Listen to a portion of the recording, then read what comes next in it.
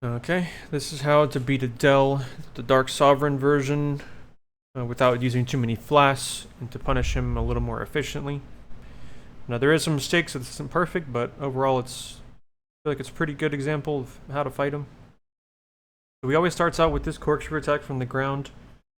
This is the same attack he had in the previous fight, just roll the first part, jump attack the second. When you can, you want to hit him in the face, because he does take more damage. Now obviously you're not going to have this exact build I'm running, but what I did is wait for him to sit still, hit him with an ult, and the frostbite just going to constantly reset by the ult's passive there. But I'm pretty much just skipping the first phase, because the second phase is, or I guess technically third phase is more important. When he does this, you have plenty of time to react, just sprint straight away.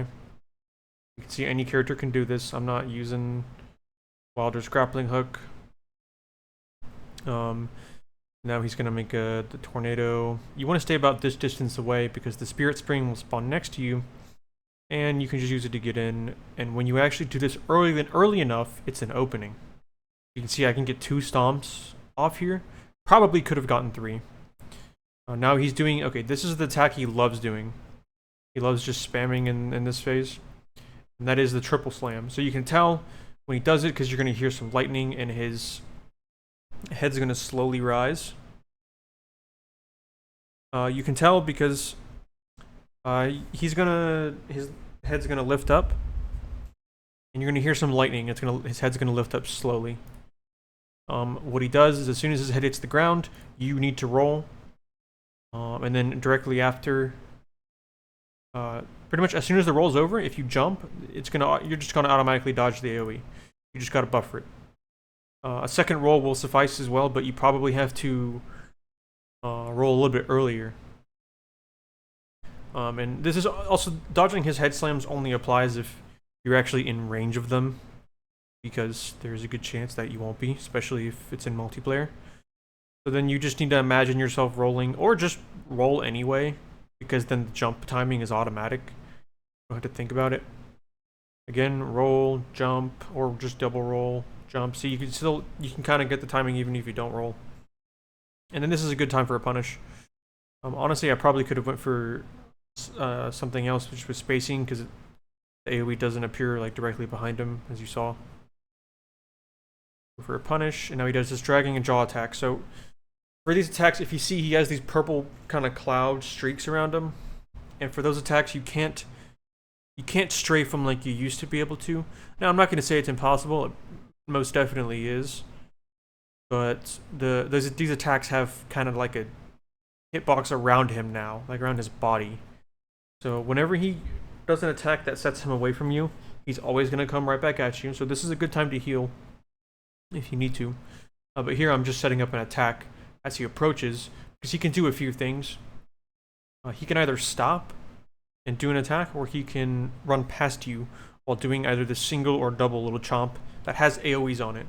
So you do either want to roll under him or to the side, probably preferably to the left, because the problem is his chomps have AoEs to them, have lightning AoEs, purple lightning AoEs, and they'll catch you even if you roll the bite itself. Now I assume if you have something like improved dodging, it's probably much easier to iframe that. Now I'm not going to say it's possible. Like I said, all this stuff's possible without any upgrades. You definitely can iframe everything, but improved dodging or a character like Duchess can make it a lot easier. But again, he's either going to stop and do a jump at you. He can jump right at you. He can do the dragging attack.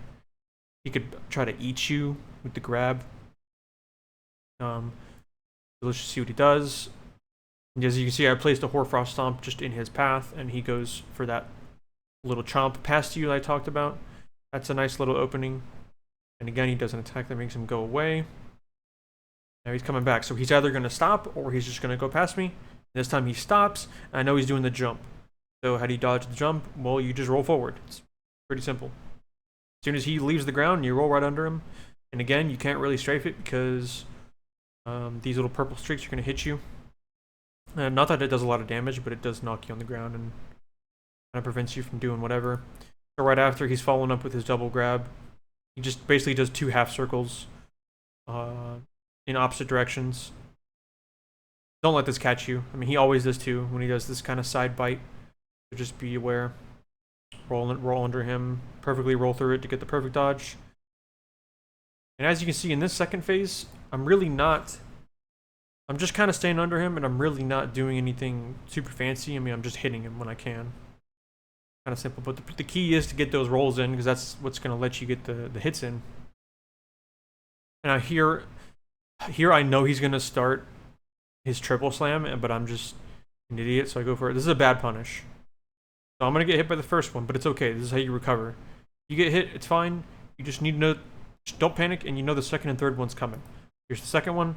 Roll, jump, and that's the timing. See, even though I didn't roll there, the timing's the same. And even then, the AoE doesn't actually appear right here behind him. So here's a real punish. This is where I should have actually done my Bastard Stars. I probably could have R1'd earlier when he was starting this move and been fine. But now I should have Bastard Stars, so instead I'm just going to switch back to my Greatsword and start hitting him. Okay, and here's the thing, right? Every time he does this, pretty much as soon as you react, when he does these little stomps, and there's a big glow, it's a very obvious attack. You need to get away. Because no matter what, this is going to kill you. I mean, it's either going to kill you or waste a bunch of your flasks. Don't get hit by the AoEs. Again, roll the first part, jump the second, it's the same. And he gets staggered, so that's basically just GG. Yep.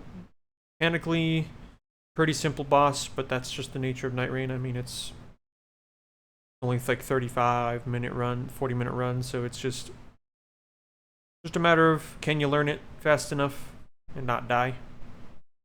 And yeah, so if you want to farm Adel, which you probably will for the currency, this is how you do it.